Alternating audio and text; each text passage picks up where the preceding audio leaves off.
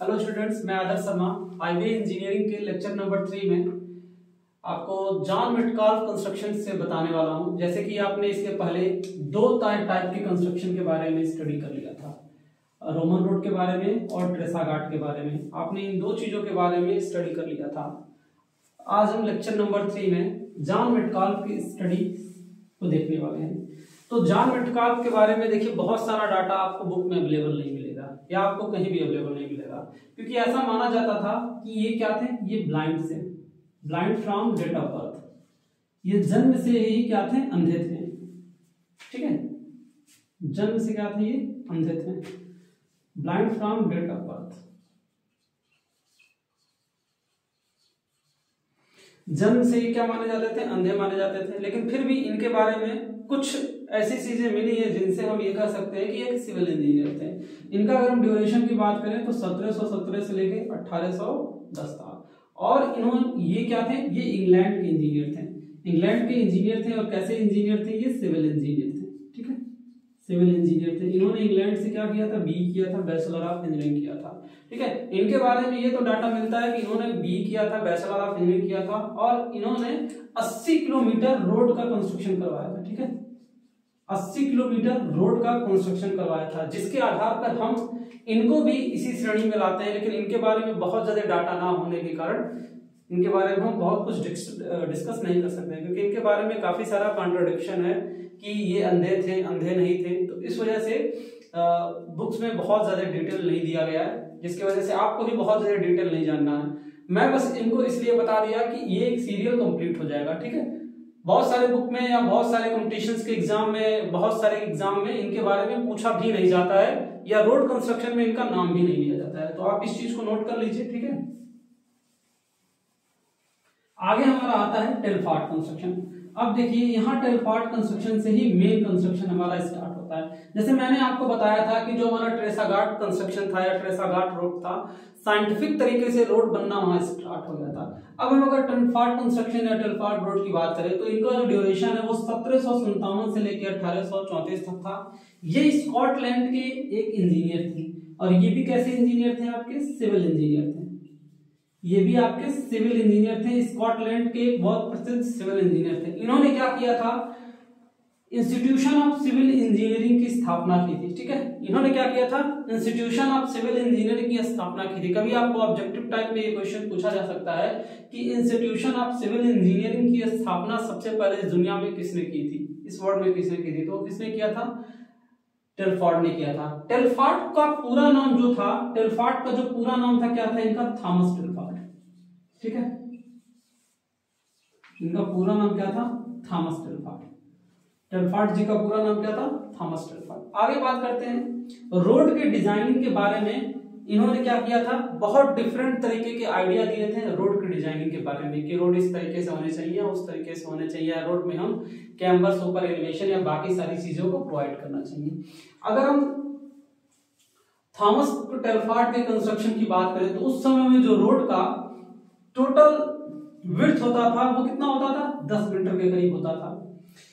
और रोड को क्या किया गया था, 3 अलग अलग कैटेगरी में या 4 अलग अलग कैटेगरी में, 4 अलग अलग लेयर्स में डिवाइड किया गया था। आप देख रहे हैं, layer number 1, layer number 2, layer number 3 and layer number 4। 4 तरीके के सरफेस में डिवाइड किया गया था। लेकिन अभी ये मेंशन नहीं किया गया था कि किस सरफेस को हम क्या कहेंगे। लेकिन कंस्ट्रक्शन के बेस पे ये बताया गया था कि जो सबसे नीचे वाला सरफेस होगा, यहाँ पे 13 सेंटीमीटर से लेके 23 सेंटीमीटर तक के पत्थरों का यूज किया जाएगा। 13 सेंटीमीटर के जो पत्थर होंगे वो किनारे के साइड पे होंगे और 23 सेंटीमीटर के जो पत्थर होंगे वो बीच में होंगे। उसके बाद जो 3 लेयर्स था, 3 में से जो दूसरा वाला लेयर था वो 10 सेंटीमीटर का था। दूसरा वाला लेयर कितने का था, 10 सेंटीमीटर में था। इसमें कुछ छोटे साइज के पत्थरों का यूज किया गया था। उसके ऊपर का जो लेयर था वो 5 सेंटीमीटर का था। इसमें टूटे फूटे पत्थरों का प्रयोग किया गया था। और सबसे ऊपर अगर हम बात करते हैं, जिसको हम वेयरिंग कोर्स करते हैं या वेयरिंग कोट करते हैं, तो इसमें 4 सेंटीमीटर के टूटे हुए पत्थरों का यूज किया गया था या पीसे हुए पत्थरों का यूज किया गया था, या तो आप कह सकते हैं जो चिप्स टाइप के पत्थर होते हैं उनका यूज किया गया था। और पानी आराम से ढल जाए इसके लिए हमने इसमें क्या किया था, क्रॉस स्लोप या कैम्बर का प्रोवाइड किया था और 1/45 का कैम्बर दिया गया था। देखिए 1/45 का क्या मतलब होता है, 1/45 का मतलब होता है 1 हॉरिजॉन्टल और 45 वर्टिकल, ठीक है। 1/45 का मतलब आपका क्या है, अगर मैं कहीं पे लिखता हूं 1:45 तो ये किसका रेशियो होता है, H/V का, H/V का रेशियो होता है। मतलब आप एक कदम आगे अगर आप चलेंगे तो क्या होगा,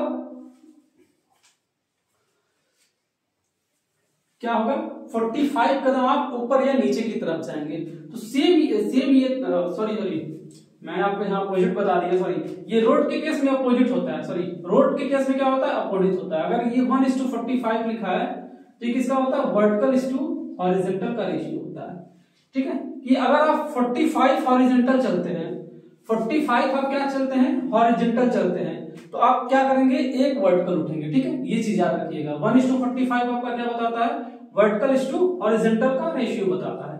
कि जैसे अगर हम 45 यूनिट हॉरिजॉन्टल चले हैं तो 1 यूनिट क्या होगा, ऊपर की डायरेक्शन में या नीचे की डायरेक्शन में क्या होगा, 1 यूनिट ऊपर की डायरेक्शन में या नीचे की डायरेक्शन में, या पॉजिटिव भी हो सकता है आइदर नेगेटिव भी हो सकता है, ठीक है। ये आप यहां ऊपर ध्यान से देखेंगे तो आपको समझ में आ जाएगा, एक ट्रायंगल टाइप की आकृति कुछ बन रही होगी।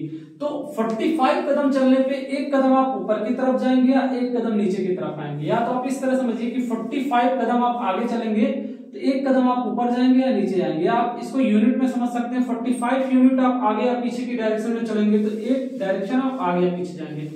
तो यही बेसिकली जो रोड का ये बीच वाला पोर्शन होता है, अगर मैं इसको डॉटेड लाइन से यहां तक बढ़ा दूं तो आप देख रहे हैं, ये जो पोर्शन है इतना क्या हो रहा है, एक्स्ट्रा नीचे की तरफ जा रहा है। तो यही हमारा क्या होता है, कैम्बर होता है। ये वाला हमारा पोर्शन क्या है, कैम्बर है। देख रहे हैं, अगर हम इस चीज को उठा के लाके यहाँ पे रखें तो ये सड़क क्या है, इस वाले लेवल से इतना ऊंचा है सड़क। तो यहाँ पे हम क्या करते हैं, 1:45 का क्या देते हैं, स्लोप देते हैं। इसी को हम क्या बोलते हैं, कैम्बर बोलते हैं। तो इस चीज को आप याद रखिएगा, हम इस पे क्या किए थे, 1:45 के कैम्बर का प्रयोग किए थे, ठीक है। और इनकी जो टोटल रोड थी वो कितनी थी, 10 मीटर चौड़ी थी। और टोटल अगर हम इसकी बात करते हैं तो ये हमारा कितना था, 10 5 15 4 19 में अगर आप 13 जोड़ देते हैं तो 9 3 12 और 2 1 3 32 सेंटीमीटर, 32 सेंटीमीटर इसकी क्या थी, टोटल चौड़ाई थी, ठीक है। या इसकी टोटल क्या थी, मोटाई थी, आप इस तरह कर सकते हैं। इसके बाद इसको इरेज करते हैं, आप लोग वीडियो पॉज करके नोट कर लीजिएगा। फिर हम आगे आते हैं अपने नेक्स्ट कंस्ट्रक्शन पे, ठीक है। अब हम नेक्स्ट कंस्ट्रक्शन की बात करते हैं तो नेक्स्ट कंस्ट्रक्शन जो है हमारा वो मैकडम के बारे में है। नेक्स्ट हमारा कंस्ट्रक्शन किसके बारे में, मैकडम के बारे में। इनका पूरा नाम क्या था, जॉन मैकडम था। इनका पूरा नाम जॉन मैकडम था। जॉन मैकडम ने क्या किया, सबसे लेटेस्ट और सबसे सही टेक्निक इन्होंने बताया, ठीक है ना। ये क्या है, सबसे लेटेस्ट टेक्निक है।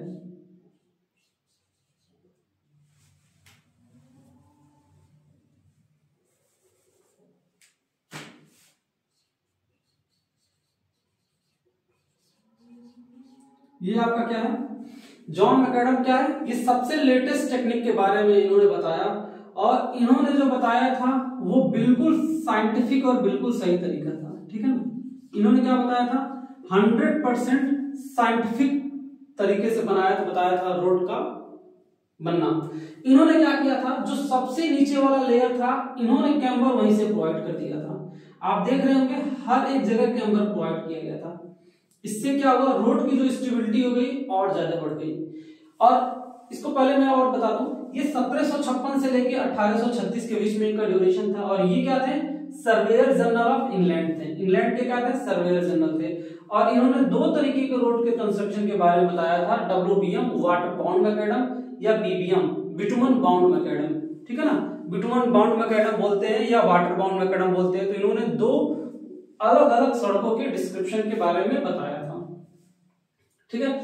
इन्होंने एक चीज और बताया कि जो सबसे नीचे वाली लेयर है इन पे हम क्या करें, बड़े पत्थर को दे दें, उसके ऊपर हम क्या करें, छोटे पत्थर को दे दो। तो आप देख रहे हैं यहाँ 10 सेंटीमीटर में बड़े पत्थर को रखा गया और 10 सेंटीमीटर की आकृति में छोटे छोटे पत्थर को रखा गया जो 3 से 4 सेंटीमीटर की साइज के हैं। उसके बाद 5 सेंटीमीटर की साइज में हम क्या दिए थे, अपना बियरिंग कोर्स दिए थे।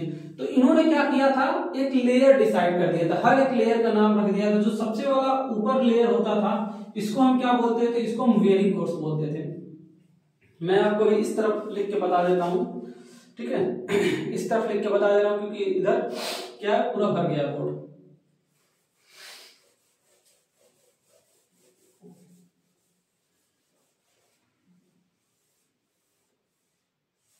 ठीक है, तो ये जो सबसे ऊपर वाला लेयर था इसको हम क्या बोलते थे, बियरिंग कोर्स। इसको हम क्या बोलते थे, बियरिंग कोर्स। Bearing course. जो ये वाला लेयर होता था ये क्या होता था, सब बेस होता था। ये क्या होता था, सब बेस होता था। उसके बाद इस लेयर की बात करें तो ये आपका क्या होता था, ये आपका बेस कोर्स होता था। ठीक है, सब बेस कोर्स और बेस कोर्स। और सबसे नीचे वाला लेयर का बात करते हैं तो ये आपका क्या होता था, सॉयल सबग्रेड होता था।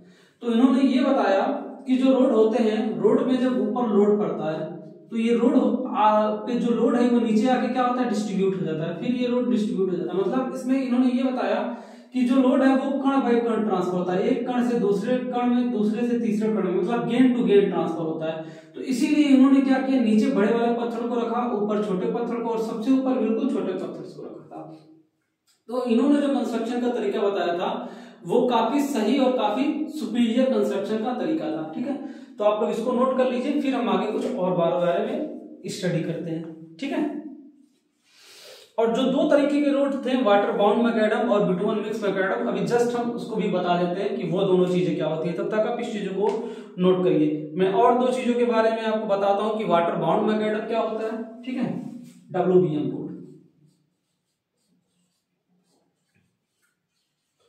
WBM रोड को पूरे नाम से क्या बुलाते हैं, water bound macadam. Water bound macadam, या इसको हिंदी में बोलते हैं जलबद्ध मैकेडम। ठीक है, जलबद्ध मैकेडम। बेसिकली इसमें क्या होता था, इसमें हम लाइम वाटर का यूज करते थे। इसमें हम किसका यूज करते थे, लाइम वाटर का यूज करते थे, लाइम वाटर का यूज करते थे, और ब्रोकन स्टोन का यूज करते थे, और ब्रोकन स्टोन्स का यूज करते थे। तो बेसिकली इसमें होता क्या था, किसी भी रोड को बनाने के लिए हम उस पे क्या करते थे, ब्रोकन स्टोन को रख देते थे। ब्रोकन स्टोन को तोड़ के इस पे डाल देते थे। ठीक है, ब्रोकन स्टोन को हम क्या करते थे, तोड़ के डाल देते थे। इस पे हमने क्या किया, ब्रोकन स्टोन तोड़ के डाल दिया, और जैसे ही ब्रोकन स्टोन तोड़ के डाला हमने इस पे क्या किया, फिर हमने इस पे क्या किया, लाइम वाटर छिड़क दिया। हमने यहाँ पे क्या किया, ये लाइम वाटर छिड़क दिया। ठीक है, लाइम वाटर के अंदर कैसी प्रॉपर्टी होती है, लाइम वाटर के अंदर एडहेसिव प्रॉपर्टी होती है। एडहेसिव प्रॉपर्टी का मतलब चिपकने वाली प्रॉपर्टी होती है, किसी भी चीज से क्या कर सकता है, चिपक सकता है। तो पहले के जमाने में हम लाइम वाटर का ही प्रयोग करके क्या करते थे, चीजों को चिपकाते थे। तो हमने यहाँ पे क्या कर दिया, सबसे पहले ब्रोकन स्टोन डाल दिया, सबसे पहले हमने ब्रोकन स्टोन को डाला, फिर हमने क्या किया, लाइम वाटर का छिड़काव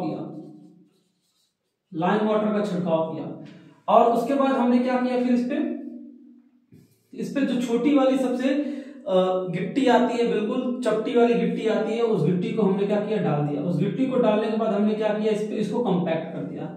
गिट्टी को डालने के बाद क्या कर दिया, हमने इसको कंपैक्ट कर दिया। तो इस तरीके के रोड को जो हम क्या कहते थे, उसको वाटर बाउंड मैकेडम बोलते थे। अब वाटर बाउंड मैकेडम इसमें कहां पे आया, क्योंकि हम इसमें लाइम वाटर या नॉर्मल वाटर का यूज कर रहे थे छिड़कने में और रोड को चिपकाने के लिए, इसीलिए हम इसको बोलते हैं वाटर बाउंड मैकेडम। ठीक है, अभी मैं आपको ये बहुत ब्रीफ में बता रहा हूं, जब मैं कंस्ट्रक्शन मेथड पढ़ाऊंगा तब मैं इन चीजों को काफी बहुत अच्छे तरीके से बताऊंगा। बिल्कुल जिस तरीके से कंस्ट्रक्शन होता है मैं उस तरीके से इसको बताऊंगा। ठीक है, वाटर बाउंड मैकेडम के बाद आता है BBM या बिटुमिनस बाउंड मैकेडम या बिटुमिनस मैकेडम रोड। इसको हम दो नाम से बुलाते हैं। ठीक है ना, तो BBM के बारे में पढ़ते हैं। बीबीएम रोड के बारे में पढ़ते हैं। इसको हम बोलते हैं बिटुमिनस बाउंड मैकेडम। इसको हम क्या बोलते हैं?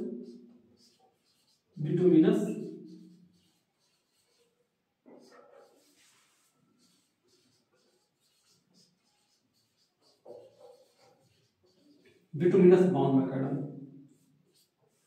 या इसको हम दूसरे नाम से भी बुलाते हैं बिटुमिनस मैकेडम रोड, या इसको हम दूसरे नाम से भी बुलाते हैं बिटुमिनस मैकेडम रोड। ठीक है, इसको हम बिटुमिनस मैकेडम रोड के नाम से बुलाते हैं। ठीक है, तो इसको हम बेसिकली दो अलग अलग तरीके से बुलाते हैं। इसमें क्या होता है, इसमें बेसिकली क्या होता है,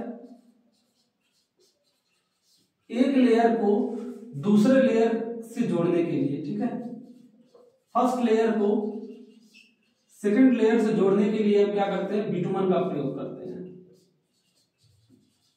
फर्स्ट लेयर को सेकंड लेयर से जोड़ने के लिए बिटुमन का प्रयोग करते हैं, इसीलिए हम इस सड़क को बोलते हैं बिटुमन बाउंड मैकेडम बोलते हैं। ठीक है, जो आपका वाटर बाउंड मैकेडम होता है, इस तरह की जो सड़कें होती हैं, इनकी एज कितनी होती है, 10 साल, 10 साल या 10 साल से लेके 15 साल।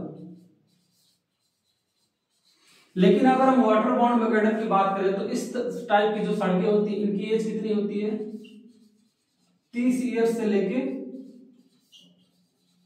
40 ईयर्स के लिए, 30 साल से लेके क्या होता है, 40 साल के लिए इसका एज होता है। ठीक है, तो आज के समय में सबसे ज्यादा बीबीएम रोड्स का ही प्रयोग किया जा रहा है। आप लोग अक्सर मैक्सिमम जगह देखे होंगे, गांव वगैरह में कभी कभी क्या होता है, डब्ल्यूबीएम सड़क का यूज किया जाता है। लेकिन अगर आप शहर वगैरह की बात करें तो वहां पे हम बिटुमिनस बाउंड मैकेडम का ही सबसे ज्यादा यूज करते हैं। ठीक है ना, बिटुमिनस बाउंड मैकेडम का प्रयोग हम वहां पे सबसे ज्यादा करते हैं, और ये हमारे लिए क्या होता है, काफी ज्यादा इफेक्टिव भी होता है। इस वजह से हम इस चीजों को अडॉप्ट भी करते हैं। ठीक है ना, तो आप इस चीज को नोट कर लीजिए, तो फिर मैं आगे बताऊं। इसको नोट कर लीजिए, फिर मैं आगे बताऊं।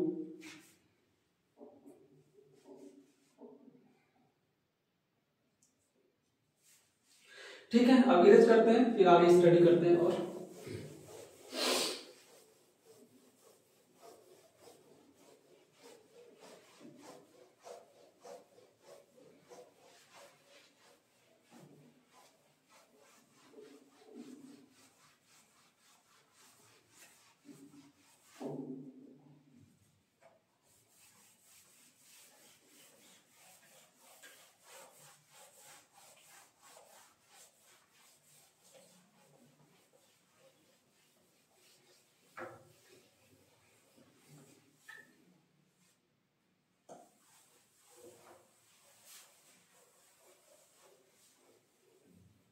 ठीक है, जो हमारा अगला टॉपिक है, अगले टॉपिक में हम स्टडी करेंगे development of road in India.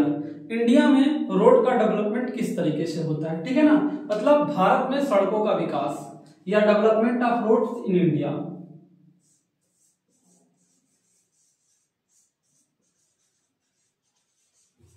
Development of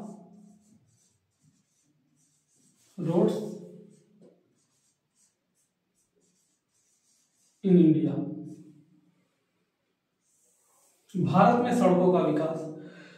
तो अगर भारत में सड़कों का विकास के बारे में बात किया जाए तो सबसे पहले जो विकास हमको देखने के लिए मिलता है वो कहां से मिलता है, 19वीं शताब्दी से, 19th सेंचुरी। ठीक है, 19th सेंचुरी या 19वीं शताब्दी से हमको ये चीज देखने के लिए मिलता है। जैसे आपको पता है कि ईस्ट इंडिया कंपनी भारत में कब आया था, लगभग 1600 या 1700 के करीब ईस्ट इंडिया कंपनी हमारे भारत में आई थी। तो जब ईस्ट इंडिया कंपनी आई थी, मैं यहां पे लिख लेता हूं ईस्ट इंडिया कंपनी।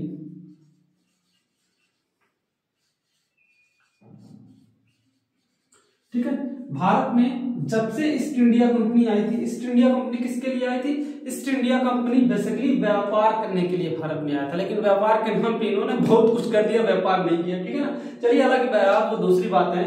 लेकिन ईस्ट इंडिया कंपनी जब से भारत में आई थी तब से 19वीं शताब्दी का हमको कंस्ट्रक्शन देखने के लिए मिलता है। उस समय लॉर्ड डलहौजी का नाम आपने सुना होगा।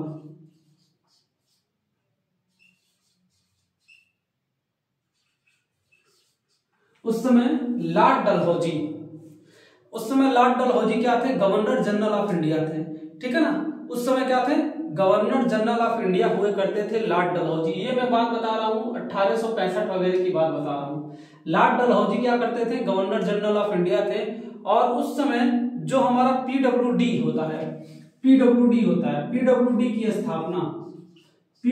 की स्थापना सबसे पहले किसने करवाया था, लॉर्ड डलहौजी ने ही पीडब्ल्यूडी की स्थापना करवाई थी। पीडब्ल्यूडी की स्थापना किसने करवाई थी, लॉर्ड डलहौजी।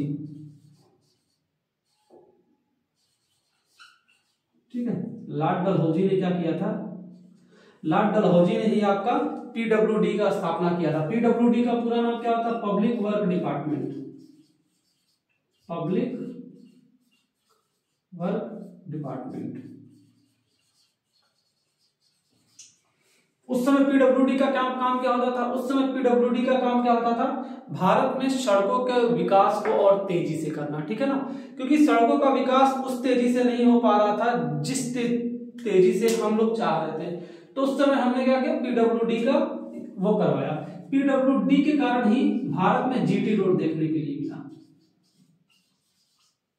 ठीक है, जीटी रोड को हम क्या बोलते हैं, ग्रैंड ट्रंक रोड। देखिए ग्रैंड ट्रंक रोड क्या होता है, बेसिकली देश के एक कोने से दूसरे कोने तक जो सड़कें जाती हैं उसको हम क्या बोलते हैं, ग्रैंड ट्रंक रोड बोलते हैं। ठीक है ना, ये देश के एक कोने को देश के दूसरे कोने को जोड़ने का काम करती है। देश के एक कोने से देश के दूसरे कोने को जोड़ने का काम करती है, तो इसको हम क्या बोलते हैं, ग्रैंड ट्रंक रोड बोलते थे। ठीक है ना, तो ये आपका हो गया 19वीं सेंचुरी के बारे में मैंने आपको थोड़ा थोड़ा बेसिक बता दिया। अब हम दूसरा अगर बात करते हैं, दूसरे डेवलपमेंट की बात करते हैं, तो ये आपको प्रथम विश्व युद्ध, फर्स्ट वर्ल्ड वार, ये आपको कब देखने के लिए मिलता है, first world war, first world war के टाइम। अब चूंकि फर्स्ट वर्ल्ड वार के टाइम में क्या हुआ था, फर्स्ट वर्ल्ड वार के टाइम क्या हुआ था, सारी की सारी जितनी भी चीजें थी वो रोड के थ्रू ही आ रही थी, रोड के थ्रू ही जा रही थी। तो फर्स्ट वर्ल्ड वार में भी क्या हुआ था, रोड का डेवलपमेंट हुआ था, लेकिन बहुत सारे जगह इसका भी डिस्क्रिप्शन नहीं है। तो फर्स्ट वर्ल्ड वार को बस हम क्या करते हैं, स्किप कर देते हैं। ठीक है ना, तो दूसरे नंबर पे हम क्या जानेंगे, हाँ अपने चूंकि इंडिया के बारे में पढ़ रहे हैं तो हम फर्स्ट वर्ल्ड वार को इंक्लूड नहीं करेंगे। नाम मैंने इसलिए लिख दिया क्योंकि आपको बताना ये जरूरी था। दूसरा क्या था, जैकर कमेटी था, दूसरा क्या था, जैकर कमेटी। मैं अभी सारी चीजों के बारे में बताऊंगा कि जैकर कमेटी वगैरह क्या है।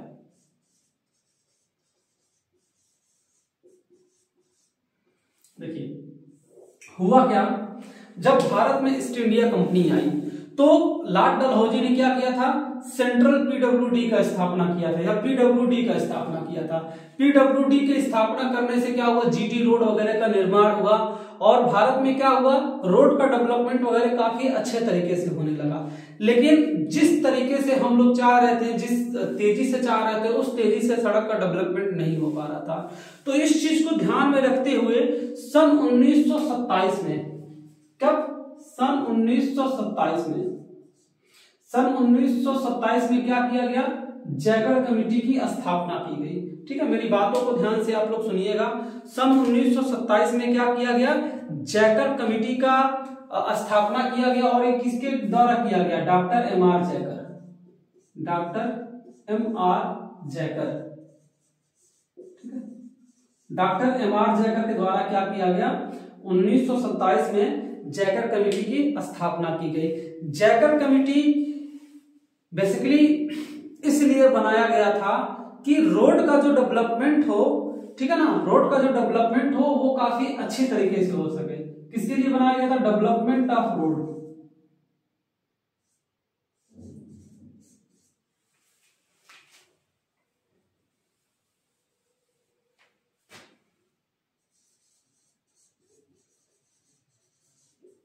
ठीक है ना, डेवलपमेंट ऑफ रोड को सही करने के लिए, रोड के डेवलपमेंट को सही करने के लिए बनाया गया था। और ये जो था स्टेट गवर्नमेंट या जो लोकल गवर्नमेंट था या लोकल बॉडीज था, लोकल बॉडीज का मतलब जो छोटी छोटी संस्थाएं होती हैं गवर्नमेंट की, लोकल बॉडीज, ये उसके द्वारा क्या किया जाता था, इसका अनुरक्षण किया जाता था या इसका मेंटेनेंस किया जाता था, ठीक है ना। इसके अंतर्गत हम सेंट्रल रोड फंड की स्थापना की है।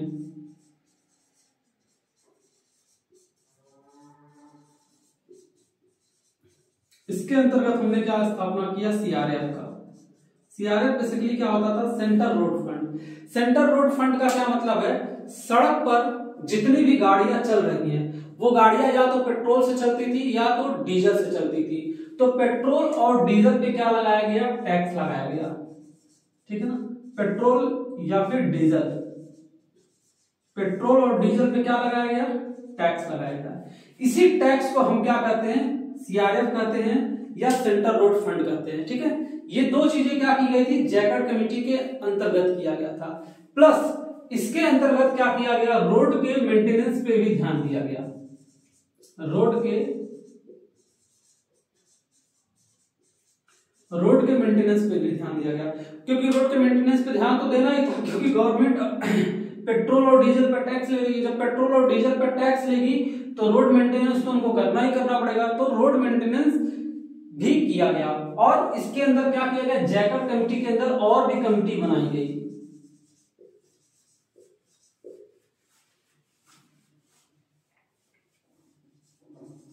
जैकब कमेटी के अंदर क्या किया गया, और भी अलग अलग तरह की कमेटी बनाई गई जो रोड डेवलपमेंट को क्या करे, काफी अच्छे तरीके से देखे और क्या करे, रोड पे रिसर्च करे, ठीक है। इसमें रोड एक टॉपिक और रोड रिसर्च, ठीक है ना, रोड रिसर्च। इन्होंने रोड के रिसर्च के बारे में भी काफी ज्यादा योगदान दिया कि रोड का अगर हम किस तरीके से रिसर्च करें तो और ज्यादा डेवलपमेंट अच्छे तरीके से हो पाएगा। जैसे पहले की सड़कें कितनी खराब होती थी, धीरे धीरे रिसर्च होते होते सुधार करते करते हम लोग इस स्टेज पे आ गए कि रोड के डेवलपमेंट को काफी अच्छे तरीके से आज हमने सुधार कर लिया, ठीक है। तो आप इसको फटाक से नोट कर लीजिए, फिर मैं आगे टॉपिक बताता हूं।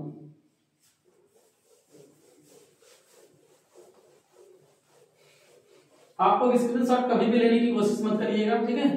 जब भी आपको कुछ नोट करना हो तो वीडियो को पॉज करिए और नोट कर लीजिए, ठीक है ना।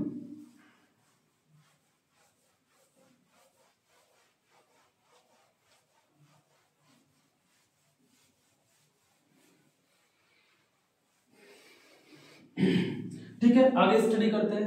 आगे हमारा जो आता है development of road in India में, वो हमारा आता है आईआरसी या फिर इंडियन रोड कांग्रेस, ठीक है। अगला हमारा क्या आता है, तीसरा, जैकब कमेटी के बाद तीसरा हमारा क्या था, Indian road Congress. Indian road Congress, इसको हम शॉर्टकट में क्या बोलते हैं, आईआरसी, ठीक है, इंडियन रोड कांग्रेस। अगर इंडियन रोड कांग्रेस की बात किया जाए तो इसको 1934 में स्टेब्लिश किया गया था। 1934 में क्या किया गया, इसको स्टेब्लिश किया गया। 1934 में इंडियन रोड कांग्रेस को डेवलप किया गया। ये क्या था, एक सेमी गवर्नमेंटेड ऑर्गेनाइजेशन था। ये कैसा ऑर्गेनाइजेशन था, सेमी गवर्नमेंटेड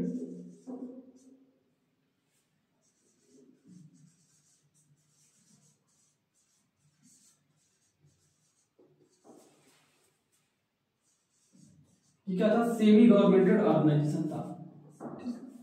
ये सेमी गवर्नमेंटेड ऑर्गेनाइजेशन था और इनका काम क्या था, बेसिकली ये केंद्र व प्रदेश सरकार से मिलके, केंद्र व प्रदेश सरकार से मिलके क्या करेंगे, रोड के डेवलपमेंट में और ज्यादा भाग लेंगे, ठीक है ना। रोड के डिजाइन से रिलेटेड, रोड के डेवलपमेंट से रिलेटेड, रोड के एक्सटेंशन से रिलेटेड सारा काम जो था वो आईआरसी को दिया गया। जो भी रोड से संबंधित रूल बनाने हैं, जो भी रोड से संबंधित संगठन बनाने थे, वो सारा का सारा काम किसको दिया गया, आईआरसी को दिया गया। तो मैं जल्दी जल्दी लिख देता हूं, इनका क्या काम था, रोड मेंटेनेंस का काम था,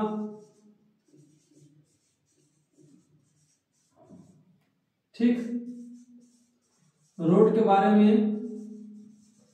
रिसर्च करने का काम था, रोड से रिलेटेड ऑर्गेनाइजेशन बनाने का काम था,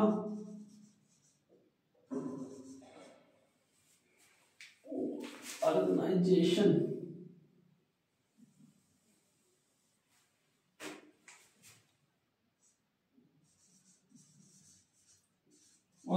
रेगुलेशन बनाना इनका काम था, ठीक है ना।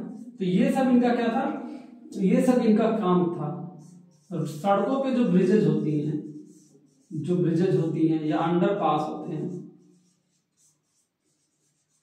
तो इन सब का भी कंस्ट्रक्शन वगैरह और कई सारी चीजों का जिम्मा आईआरसी ने उठाया। आईआरसी की और भी काम था। आईआरसी बेसिकली क्या करता था, सड़क संबंधी रूल रेगुलेशन भी बनाता था, ठीक है ना। आईआरसी क्या करता था, रूल और रेगुलेशन को भी बनाया, ठीक है ना। आईआरसी क्या किया, रूल और रेगुलेशन को बनाया। आईआरसी के रहते रहते एक एक्ट पास हुआ, आईआरसी के रहते रहते ही एक एक्ट पास हुआ था, motor vehicle act. Motor vehicle act 1939 में। मैंने आपको जस्ट अभी क्या बताया था कि आईआरसी क्या करता था, रूल रेगुलेशन बनाता था। तो आईआरसी के द्वारा ही एक एक्ट बनाया गया, मोटर व्हीकल एक्ट, जो 1939 में बनाया गया था। जितनी भी गाड़ियां भारत के रोडों पे, सड़कों पे चल रही हैं, उनके लिए एक कानून होगा, उनके लिए क्या है, एक कानून होगा। तो उस कानून को बोला गया motor vehicle act. Motor vehicle act में क्या बताया गया कि सड़क पे जितनी भी प्रकार की गाड़ियां चल रही हैं, उन पे क्या किए जाएंगे, उन पे निगरानी की जाएगी और उनसे फाइन वसूला जाएगा अगर वो नियम का पालन नहीं करते हैं। तो जैसे हेलमेट लगा के चलना क्या था, मैंडेटरी था, नंबर प्लेट का मैंडेटरी था, जो गाड़ियों का टैक्स है वो टैक्स गवर्नमेंट लेती थी, तो वो सारी चीजें मैंडेटरी थी, ठीक है ना। तो मोटर व्हीकल एक्ट अभी हम आपको आगे पढ़ाएंगे, काफी ज्यादा वो है। फिर मोटर व्हीकल एक्ट को क्या किया गया, मोटर व्हीकल एक्ट का सेकंड एडिशन लाया गया। क्या लाया गया, मोटर व्हीकल एक्ट का सेकंड एडिशन 1977 में लाया गया, ठीक है। 1939 से अपडेट करके इसको 1977 में फिर क्या किया गया, फिर मोटर व्हीकल एक्ट को अपडेट किया गया, ठीक है ना। अब मोटर व्हीकल एक्ट के बाद अगर हम बात करते हैं, तो इसके बाद हम पढ़ते हैं नागपुर रोड प्लान के बारे में, ठीक है ना।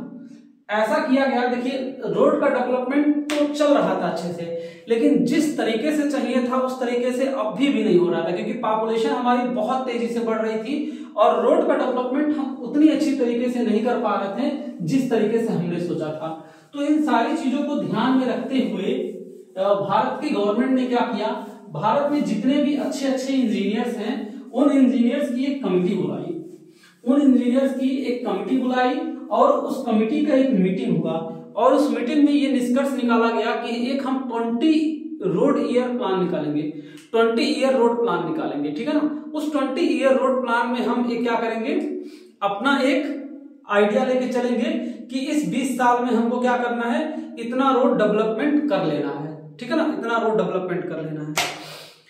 तो 20 ईयर रोड प्लान के बारे में अब हम पढ़ने वाले हैं कि 20 ईयर रोड प्लान क्या था, ठीक है ना। तो 20 ईयर रोड प्लान,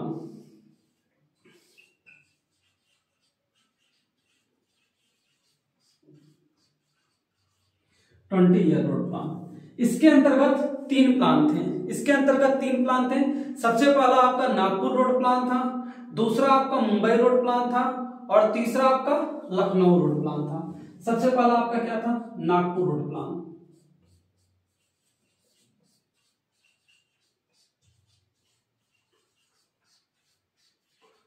सबसे पहला आपका क्या था, नागपुर रोड प्लान। दूसरे नंबर पे क्या था, मुंबई रोड प्लान।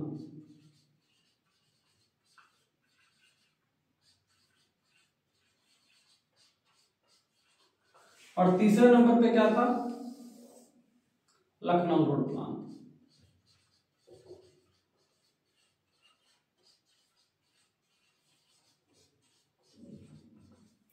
देखिए इन तीन अलग अलग रोड प्लान में ये डिस्कस किया गया कि इतने से इतने ड्यूरेशन के अंदर, मतलब 20 साल के अंदर हम इतने रोड को डेवलपमेंट करेंगे। तो सबसे पहले अगर हम बात करते हैं नागपुर रोड प्लान की, तो ये आपका 1943 से लेके 1963 के बीच में रखा गया कि इसको हम 1943 से लेके 1963 के बीच में रखेंगे। और इस प्लान के अनुसार हर 100 वर्ग किलोमीटर में पर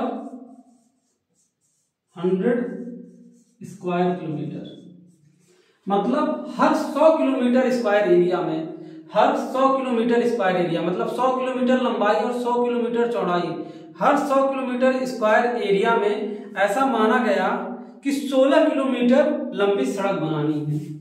कितनी लंबी सड़क बनानी है? 16 किलोमीटर लॉन्ग रोड बनाना है। मतलब जैसे 100 किलोमीटर का ये हो गया, 100 किलोमीटर ये हो गया, तो ये आपका क्या हो गया? 100 किलोमीटर का क्या बन गया? 100 किलोमीटर स्क्वायर, 100 किलोमीटर स्क्वायर ये आपका हो गया, 100 किलोमीटर स्क्वायर हो गया। तो हर 100 किलोमीटर स्क्वायर पे हमको क्या करना था? 100 किलोमीटर स्क्वायर पे हमको क्या करना था? 16 किलोमीटर रोड बनानी थी। तो कम से कम इस डिस्टेंस में हमको क्या करना था? 16 किलोमीटर रोड डेवलपमेंट करना था। मतलब 100 किलोमीटर का स्क्वायर का अगर एरिया ले लें, 100 किलोमीटर स्क्वायर का एरिया ले लें, तो उसमें 16 किलोमीटर रोड डेवलपमेंट होना चाहिए। जैसे गोरखपुर अगर 500 किलोमीटर स्क्वायर एरिया है तो उसमें 16 25 80 किलोमीटर उस शहर के अंतर्गत रोड बनी होनी चाहिए। ठीक है, तो पहला प्लान तो हमको ये किया गया, इसमें हर 100 किलोमीटर स्क्वायर एरिया पे 16 किलोमीटर लंबी रोड बनी होनी चाहिए। और इसमें ये तय किया गया कि 5,29,600 किलोमीटर रोड बनेगी। 5,29,600 किलोमीटर की रोड बनेगी। 5,29,600 किलोमीटर लंबी रोड बननी थी, जिसके अंतर्गत क्या किया गया? सड़क को 5 भागों में बांटा गया। नागपुर रोड प्लान के अंतर्गत ही हम क्या किए? सड़क को 5 भागों में बांटे।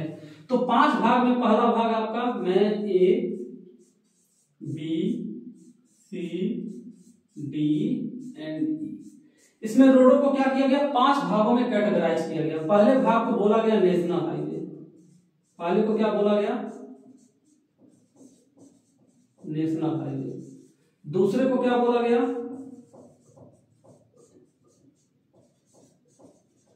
State highway. तीसरे को क्या बोला गया? तीसरे को बोला गया मेजर डिस्ट्रिक्ट रोड, और चौथा था अदर डिस्ट्रिक्ट रोड। तीसरा हमारा अदर नहीं होगा, तीसरा हमारा क्या होगा? Major district road.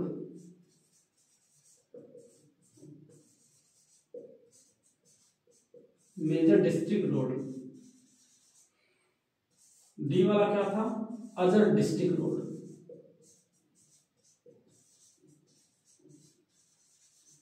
और लास्ट वाला हमारा क्या था? लास्ट वाला हमारा क्या था? Village road. अगर हम इसको शॉर्टकट में बुलाएं तो नेशनल हाईवे को हम क्या बुलाते हैं? एनएच। स्टेट हाईवे को बुलाते हैं एसएच। मेजर डिस्ट्रिक्ट रोड को बुलाते हैं एमडीआर।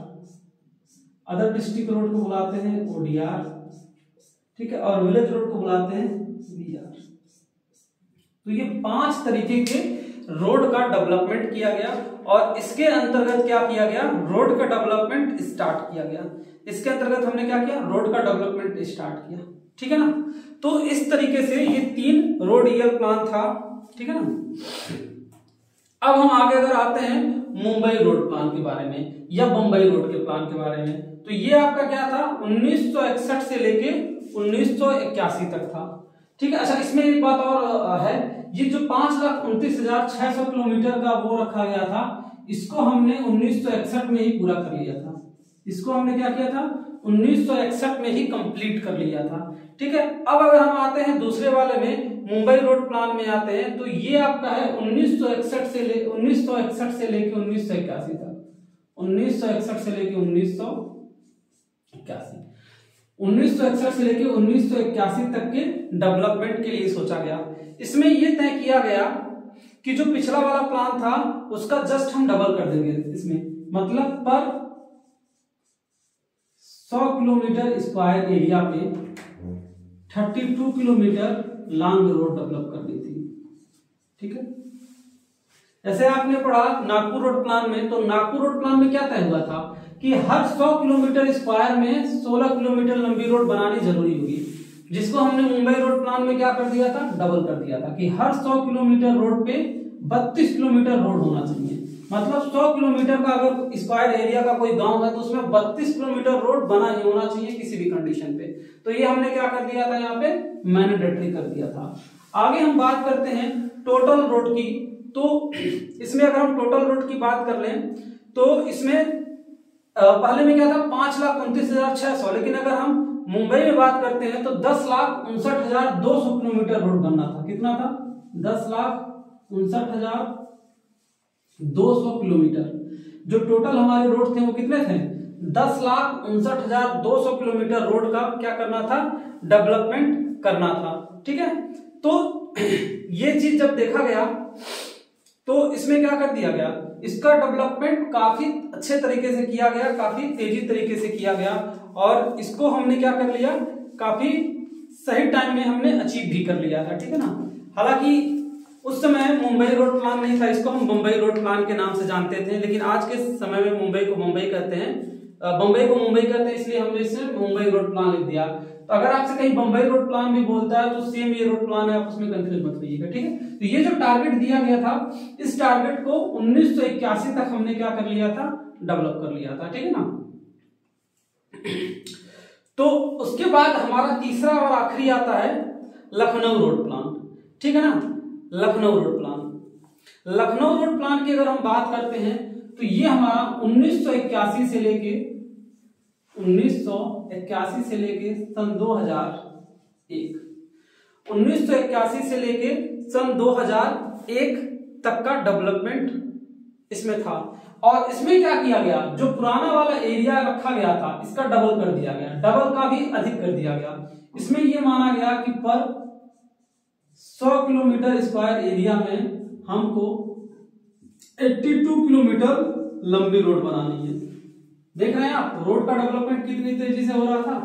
पहले क्या था, 16 किलोमीटर लंबी रोड बननी थी पर 100 किलोमीटर स्क्वायर में। फिर क्या हुआ, 16 से 32 किया गया, और 32 से 82 किलोमीटर का टारगेट दिया गया, जिससे क्या हुआ, रोड का डेवलपमेंट काफी जियोमेट्रिक तरीके से हुआ।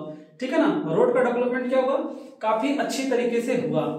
उसके बाद बात करते हैं, इसमें कुल जो रोड बनी थी लगभग वो 27 लाख किलोमीटर। आप इस डाटा से समझ सकते हैं 27 लाख किलोमीटर जो सड़क है वो मात्र और मात्र 20 साल का टाइम दिया गया था, लेकिन उसको 18 साल में क्या कर लिया गया था, कंप्लीट कर लिया गया था। तो जो ये 320 ईयर रोड प्लान है, ये आपके लिए काफी ज्यादा इंपॉर्टेंट है। यूनिवर्सिटी के क्वेश्चंस में, बोर्ड क्वेश्चन पेपर में बहुत ज्यादा पूछे जाते हैं। यहाँ तक कि कंपटीशन में आपसे पूछे जाते हैं कि जो रोड का क्लासिफिकेशन है वो किसके अंतर्गत किया जाता है। तो 99.99% बच्चे इस बात को नहीं बता पाते हैं। आप इस चीज को नोट कर लीजिए, नागपुर जो रोड प्लान है इसी के अंतर्गत हम क्लासिफिकेशन ऑफ रोड किए थे, और इसका सीरियल भी यही है जो मैं एरो लगाया हूँ, national highway, state highway, MDR, ODR और वीआर। ठीक है ना, तो ये चीज आप याद रख लीजिए, और ये 320 ईयर रोड प्लान को भी आप अच्छे तरीके से याद रख लीजिए।